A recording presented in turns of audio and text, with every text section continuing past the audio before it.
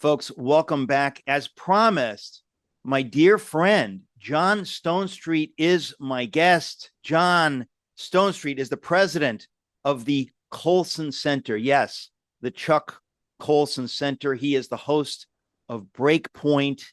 He is a dear friend and brother. John, makes me very happy to see your face. Welcome. Thanks, Eric. It's always good to see you. You've been a good friend for a long time. Grateful for you, brother. It's kind of amazing because the years add up and suddenly, wow.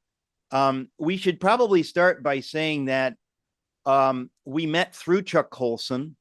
I remember Chuck I worked for Chuck in the late 90s, and I was a writer with Breakpoint. And Chuck kind of rediscovered me when my Bonhoeffer book came out in 2010. I didn't think he thought that the young punk who he knew from The Office was capable of writing a book like Bonhoeffer. So we kind of took him aback, and he was all excited. And he would talk about Bonhoeffer everywhere he went because Bonhoeffer is a living example of the stuff that Chuck talked about day and night: religious liberty, religious liberty, religious liberty, and stuff. So he at that point, he and I became friends, and it was as a result of that I got to know you because you were very involved in what he was doing. And you and I, we should say this, John, because it was like a sacred moment in our lives. We were there Mhm. about 8 feet away from Chuck. He was speaking, and when he had a stroke in front of us, and you and I jumped up, we helped him into a chair.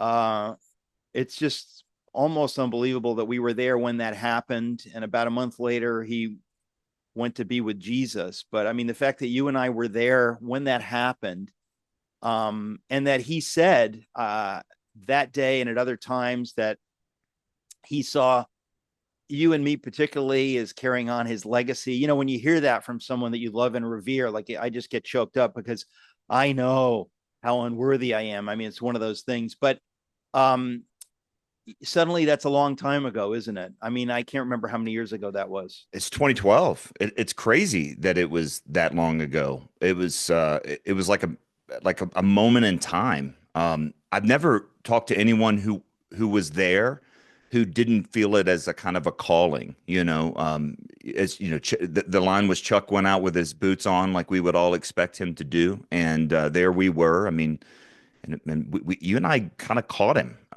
And for me, it was definitely a commissioning, a calling. And listen, the year since, you played an incredibly important role, Eric, in securing this part of the Colson legacy. I mean, Colson was such a larger than life figure, one of the featured people in your book, Seven Men. And listen, he is known for starting the largest prison ministry in the world. He's known for advising political leaders. He's known for books and commentaries and Breakpoint and that sort of thing. And the worldview side of his legacy, you played such an incredibly important role in making sure that that went forward as well. And that, of course, is what the Colson Center is about. Prison Fellowship continues to do such wonderful work to carry on the prison part of his legacy. And, we've committed ourselves to helping Christians think about the cultural moment, understand what's going on, engage it, if I may make his name an adjective, Bonhoefferian sort of way. Uh, and of course, but really, he loved Bonhoeffer for the same reason he loved the Amazing Grace book about Wilberforce. And I talk about this a lot. I mean, I don't know if we're in a Wilberforce moment or a Bonhoeffer moment. Both of those men found their culture on the edge. Both of them felt like their faith had to be public, not just personal and private, that there were these incredible implications of being in Christ that drove them to stand for the victims of dehumanization, to fight back against evil and injustice, to promote what's good. And the efforts of one man worked. The efforts of the other man did not. But both men were incredibly heroic figures that continue to instruct us today. And so here we are to take our place in this story, right? Well, I tell you, it's incredible. I didn't plan this, but as I'm talking to you now, I think of um, it might have been the last time that I was with Chuck at his home in Naples, Florida, with him and with Patty, and he showed me his copy of my Bonhoeffer book. And this is again one of these moments where you just want to you want to fall down into the dust. I am not worthy. The idea that this man that I revered had made copious notes in the Bonhoeffer book, and I blush at the thought of it. Well, after he passed, Patty, his widow, who has herself gone to be with Jesus, uh, gave me his copy of my Bonhoeffer book. And I felt like this is like such a holy relic. I didn't even want it. I thought, so my friend Martha Linder kept it in Florida for a few years before I was ready. But eventually, I flipped through it. And it's such a funny thing. While I was writing my book, Letter to the American Church, because this gets to this issue of what does it mean to have a public witness? Or we don't want to make an idol of politics. We don't want to be merely culture warriors. But to what extent does God ask us to stand the way he asked Wilberforce to stand against the slave trade? When Wilberforce was politically standing against the slave trade, he wasn't just, quote unquote, preaching the gospel. He was living out the gospel. And so you get a lot of people like, no, we don't want to do that. We don't want to stand against the slave trade. We just want to preach Jesus. Well, what kind of Jesus are you preaching if you don't stand against this abomination called the slave trade? And the same with Bonhoeffer. So in the book, my own book, I'm flipping through and I get to something about the Manhattan Declaration. I'm sorry, the Barman Declaration, which where Bonhoeffer was calling his fellow pastors to sign this Barman Declaration to stand against the government, the Nazi government, taking over the church. And Chuck, of course, felt called to do something similar, called the Manhattan Declaration. And with Robbie George and Timothy George down in Beeson, he creates a document. It was the same kind of thing. And I open up the page in my book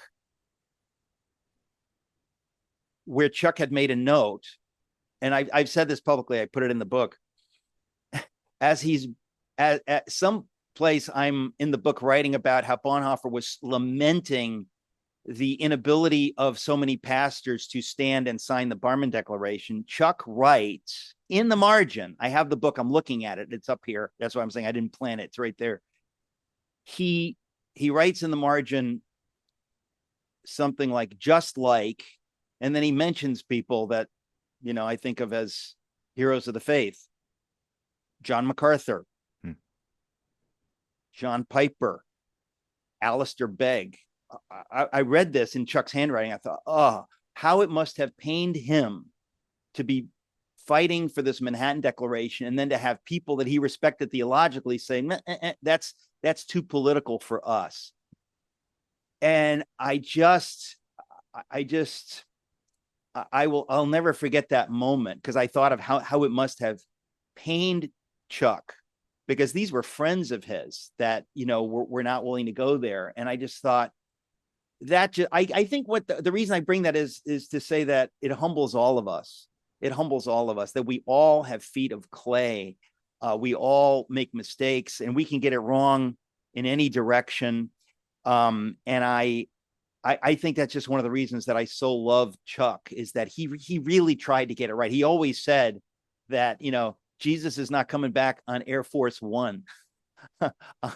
He is, so it's not, we're not to make an idol of politics. And yet Jim Dobson, who just passed away, there were men that said, but we have to have a witness in this. I forgive me, I didn't plan to go off on that, but it's so funny because I'm just talking to you. I literally saw the book there and I said, it's so appropriate. John, I want to talk to you in the time we have together about something that you have done with Focus on the Family. Start talking about that and then we'll get into it in the next session. Well, actually, the example that you just gave is a great introduction to that. The idea of Truth Rising, which is a documentary film and a follow-up study and a set of resources that we've been working on with focus on the family, is really kind of a part in a history. I mean, we know Chuck wrote "How Now Shall We Live" with Nancy Pearcey. That was intentionally titled after "How Then Shall We Live," which is Francis Schaeffer's attempt. And both of those works are really attempts to help Christians understand the cultural moment.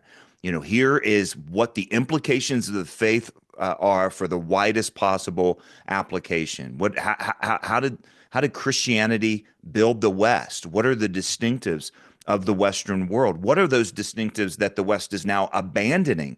And they talked about the abandoning of truth. And yes, Hang on, folks. We're going to be right back talking to John Stonestreet. Go to truthrising.com. We'll be right back. Welcome back, talking to John Stonestreet, who heads up the Colson Center, the Chuck Colson Center. And John, you're just telling us about something brand new, Truth Rising. People can find it at truthrising.com. Colson Center did this in conjunction with Focus on the Family. So, first of all, how can people find this and then keep going talking about it? right, truthrising.com. And yes, I will forgive the rude interruption of the commercial break there to describe this project. Really, what we're trying to do is help Christians understand what does it mean to be engaged and called to this cultural moment. One of the features, you remember this from writing Breakpoint commentaries with the Colson Center and talking about it. Chuck cared deeply about truth and realized that to abandon truth was going to have incredible consequences. And when you and I first kind of got into this, we were talking about this on really a theoretical level, right? Like, oh, you know what? If we don't believe in God, then we don't have any grounding for truth, and we don't have any grounding for morality or for meaning. And that's going to have consequences.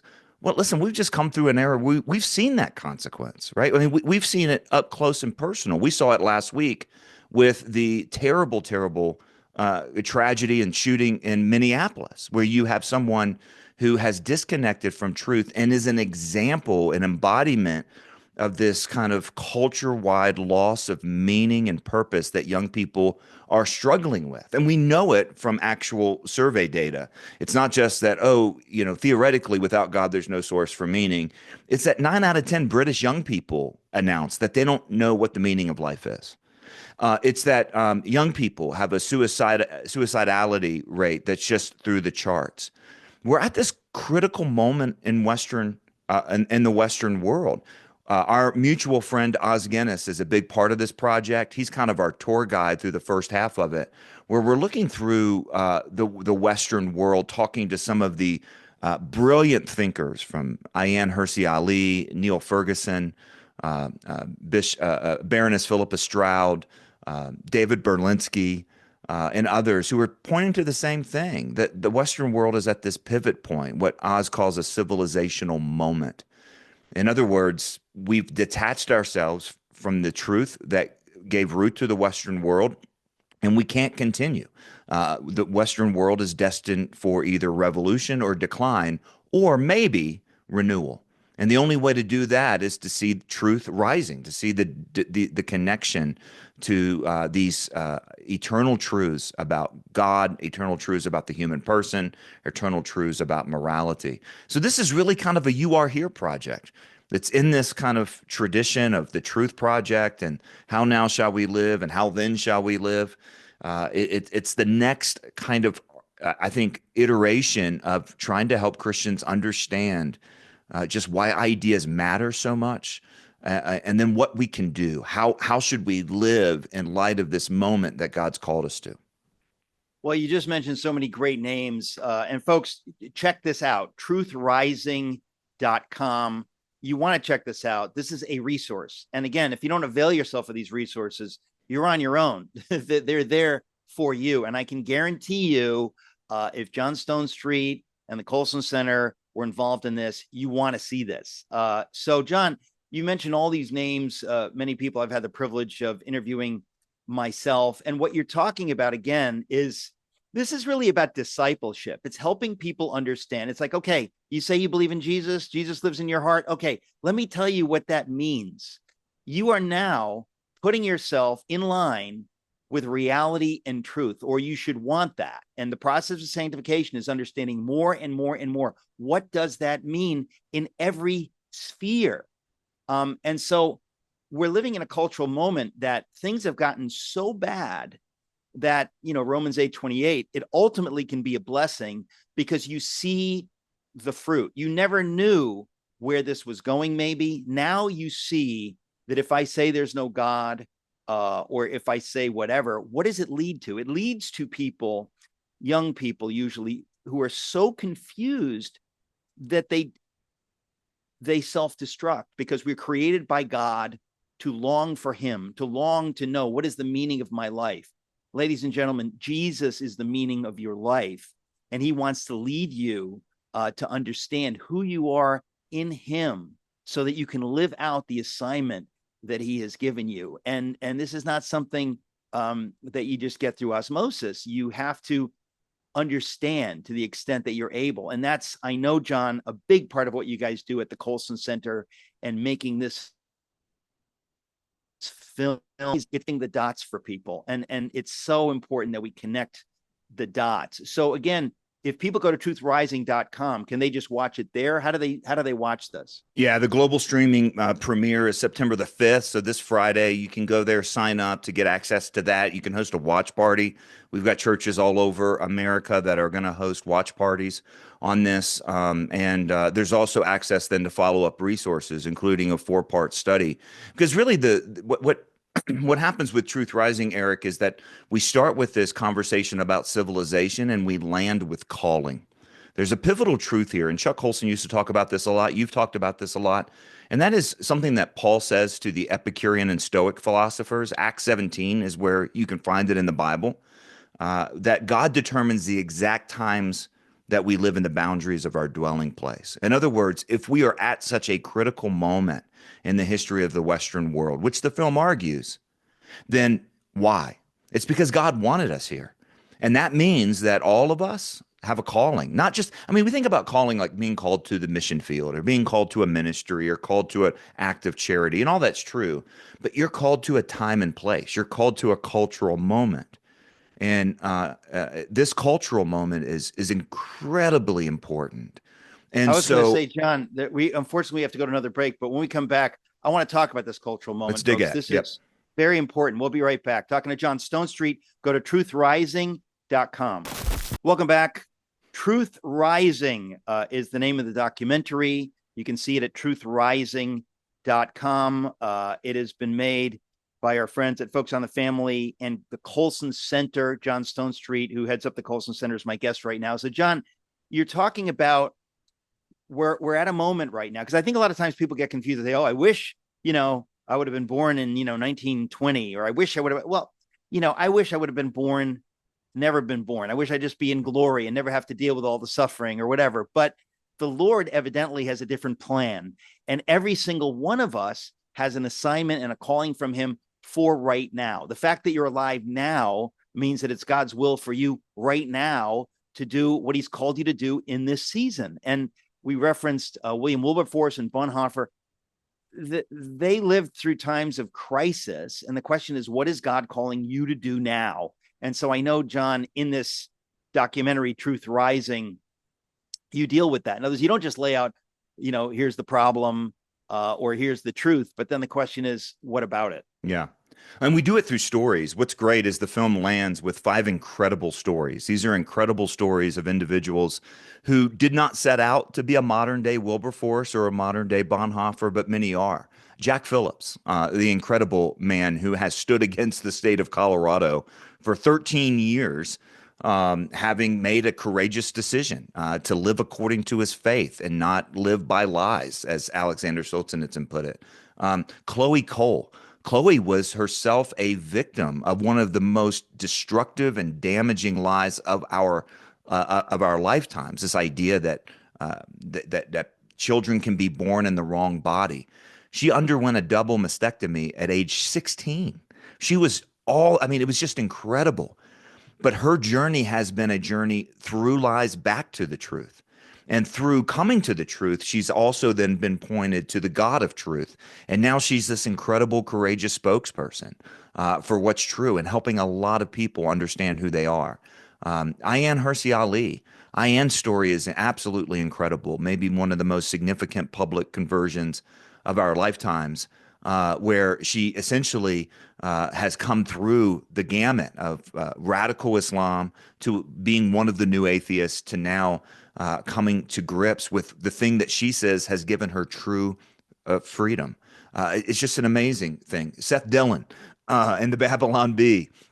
You and I share that spiritual gift of sarcasm, and Seth, of course, has made a courageous decision as not to take down a tweet. You remember this, and he didn't know what was going to come out of that. There's no way to say, okay, I'm going to make this decision, and then all of these dominoes are going to fall. But if you look back at that decision and all the things that came out of that in the years after that, it's just incredible how God works. And then John, Katie Faust. What was that? I want to talk about Katie Faust. I want to talk about a bunch of these folks if you have the time. But Sure. what was that tweet that Seth Dillon, who he is the guy behind the Babylon Bee, the business guy behind it, he makes this leadership decision, this heroic decision. But what was that, roughly speaking, the tweet we're You talking about? remember it was the USA Today that named Admiral Levine Woman of the Year, this man in the Biden administration who was portrayed himself as a woman. And they like, how do you parody something that in and of itself is such a parody? I mean, look, it's a dude pretending to be a woman, calls himself Rachel, looked like a meter maid.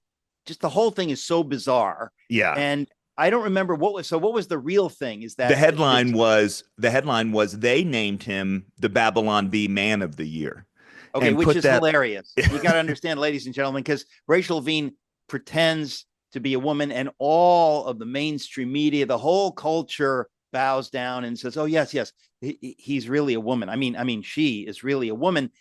And the Babylon Bee, in the interest of comedy, satire, puts out a tweet and names him their Man of the Year. Hilarious, absolutely hilarious. And by the way, if you don't find it hilarious, we have free speech in America. People can say things like that that are funny. Maybe you say, well, I don't think it's funny, but we have free speech.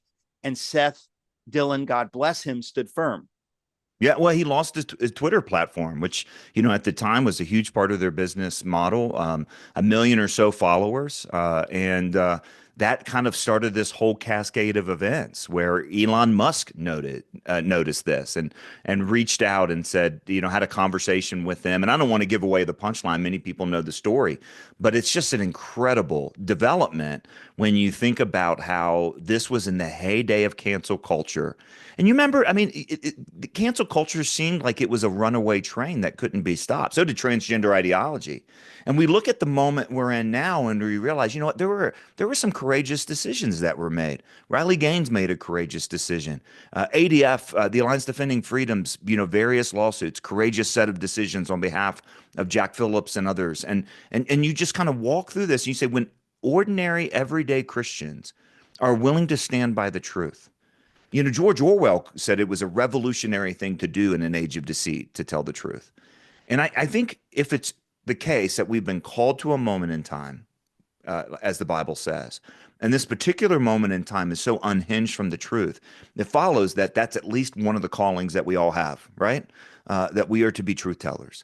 It doesn't mean we have to go fight every fight. We have to go protest every protest or whatever. But the thing is we have to be willing when that decision comes to us, and it'll come to you, it'll come to me, that we stand up and we say, this is what's true, and we leave the results up to God. And that's a big statement. I've said that many times, and I want to get to Katie Faust, who's the fifth, but you do the right thing, folks, and you leave the results up to God. And the results are in God's hands. Maybe it doesn't go the way you want. That's not on you. Your job is to do the right thing. And what Seth Dillon did, ladies and gentlemen, in case you're not aware, it gets Elon Musk involved.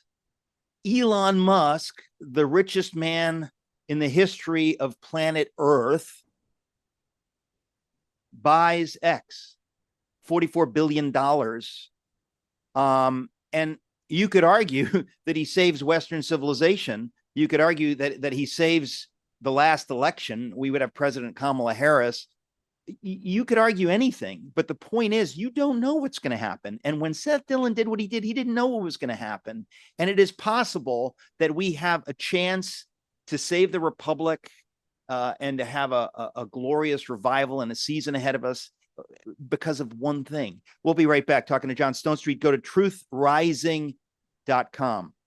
Welcome back, talking to John Stonestreet. The documentary is Truth Rising. You can go to truthrising.com. John, I hope everyone will see this. I hope every church will promote this. Ladies and gentlemen, one of the things God has given me the gift of this platform to promote great stuff. This is great stuff. You need to check it out. Take it seriously. Understand you have a role to play in getting the truth out. People make documentaries. I've been involved in making stuff until it gets out there. It doesn't matter that you made it. It has to get out there. So truthrising.com is the website. John, I want to talk about Katie Faust, unless you have something you want to add about Seth Dillon, who's number 4 in these 5 people that you're mentioning. Well, I think each of these stories that we tell at the end, it's such an incredible journey that the documentary takes us on, from this kind of story of the Western world to the "you are here" moment, like what defines the cultural moment, and then how should we live, and then to see it illustrated so powerfully, the power of embracing truth. And each of these 5 stories bring up something I think different about what it means to live by truth. Chloe's story is all about that the redemption from lies, that's actually possible because of Christ. Katie's story is fascinating because she's just a pastor's wife who decides to start speaking out about the rights of children, and to see how God has platformed her and moved her forward. And there was a moment where she faced a hard decision, to shut everything down or to keep going. And she kept going, and she was encouraged by her church, which doesn't always happen in today's day and age. And what we've seen now is that, Katie is advising governments, and she's speaking to UN panels and doing incredible things about how our technologies and our redefinition of marriage and all the other things have victimized children. Big part of that story, Eric, is, and you know this, we've been saying these things at the Colson Center for a long time: ideas have consequences and bad ideas have victims. And the bad ideas of our culture have disproportionately victimized children. And you look throughout history, whenever the gospel came to a pagan society, the church always stood with kids, freeing temple prostitutes. The story of the first Christians who went out and recovered babies that were thrown out into the backyard to die by exposure. That was a part of both Wilberforce and Bonhoeffer's engagement. And you think about, just every single situation. Christians have to defend the rights of kids. And Katie's an example of how an everyday, pastor's wife can be platformed by God, because there's really not a whole lot of other explanation for it, to be such an incredible voice. And so I think that's really what this is about. We land with these stories of courage because we're all called to courageously stand for the truth. We might not be on some kind of international platform. We might not be some well-known figure. But again, in every corner of our culture, we need truth tellers. Can you imagine?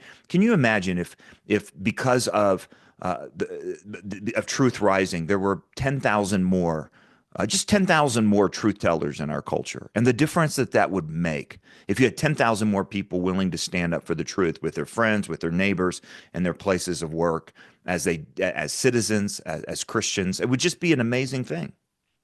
Well, it's interesting when you mentioned Seth Dillon earlier. You do not know, folks, what one person can do, what one decision can do. And if you think, oh, who am I? That's the devil speaking to you. You need to reject that. God says that every single one of us has an assignment. And what you do, if you obey God in standing courageously in the moment that he gives you, the ramifications could be infinite. Jack Phillips was a baker. And God has used him outrageously. All these stories are at truthrising.com, truthrising.com. John, we'll keep you for another segment if you have the time. Folks, go to truthrising.com, spread the word. We'll be right back. Talking to my dear friend, John Stonestreet, who heads up the Colson Center, together with folks on the family. They put together, I'm so happy to hear about this, John. I can't even tell you. It's called Truth Rising. You can find it at truthrising.com. And what really makes me happy, and I'm not joking, is like when I see something that I think if I had the time and the funding, it's like I would do that. And then I see that somebody's already done it. I go, praise the Lord. I don't have to do that. I don't have to get, because you guys have done it. What you're describing really is exactly the kind of thing that I would say, well, somebody needs to do that. You guys have done it. And I want to talk to you more about it, but I want to ask you what I might have asked you a long time ago in this conversation.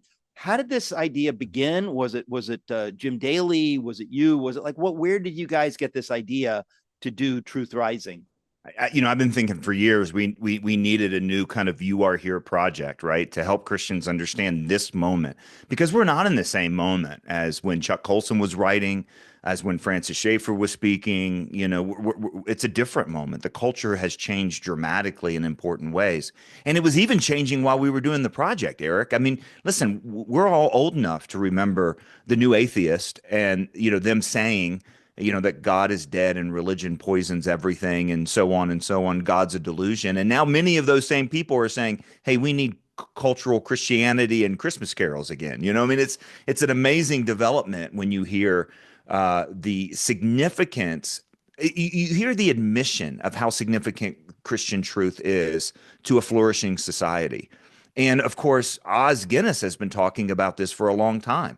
Oz, I think, is about as close as we get to a Gandalf, for our generation, and Oz plays that role in the film. So really, it was something that Oz was talking about. It was what we were thinking about, and of course, the Focus on the Family did a project, 13, 14 years ago, maybe longer, called the Truth Project, which was an attempt to help ground Christians in the truth. And so, it was just time to do something. It was time to help Christians speak into this cultural moment.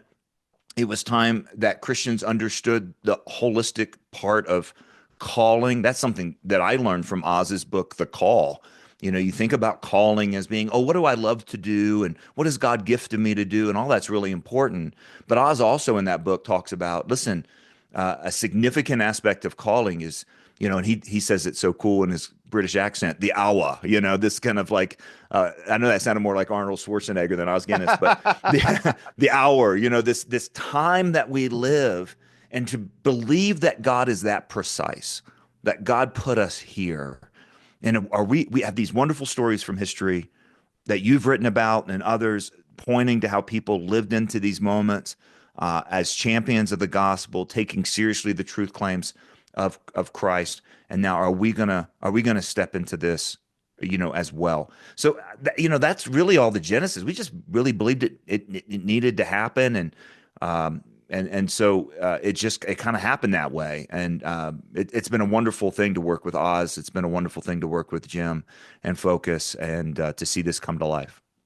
Well, you mentioned so many of these the names. I think I've interviewed everybody you mentioned except for Chloe Cole, but at one point or another, I interviewed Ayan Hirsi Ali. Folks, if you want to watch my interview with her, which is about, I don't know, not quite an hour, 40 minutes or something like that. I did it for Socrates in the City. Go to SocratesInTheCity.com.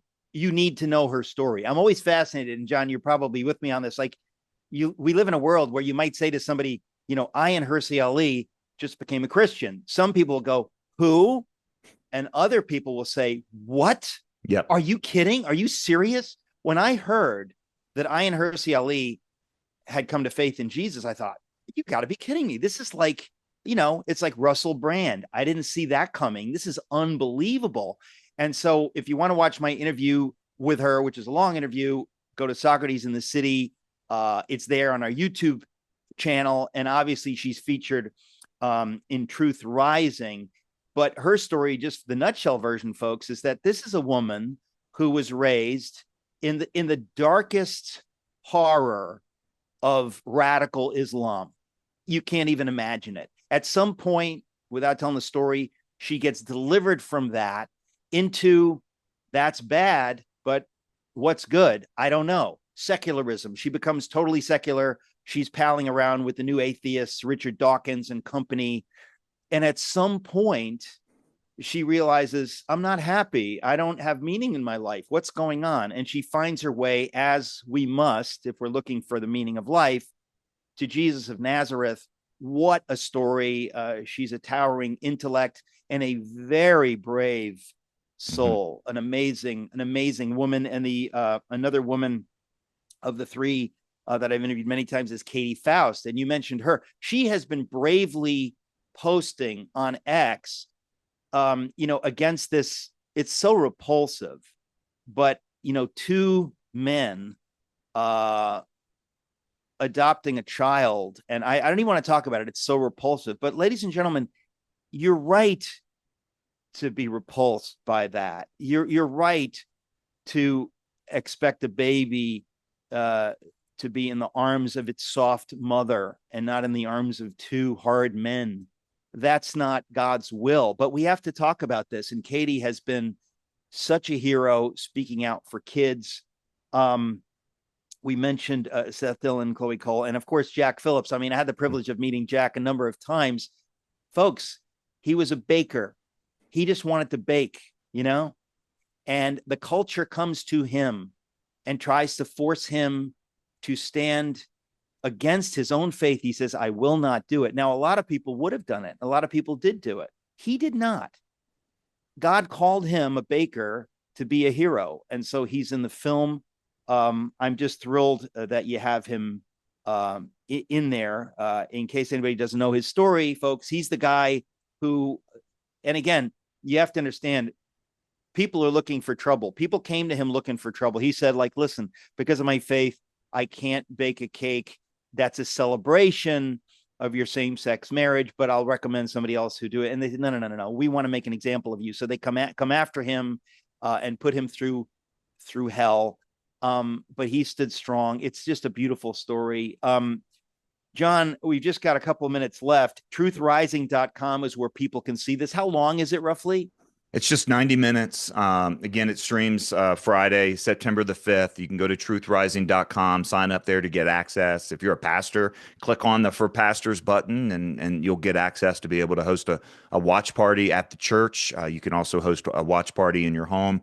One of the things that Focus on the Family and the Colson Center agreed on is that we didn't want any cost barriers. So this is absolutely free, as is, by the way, the follow-up study that's designed for small groups to go through not just the documentary, but a 4-part lesson on what are those ingredients that create a courageous life.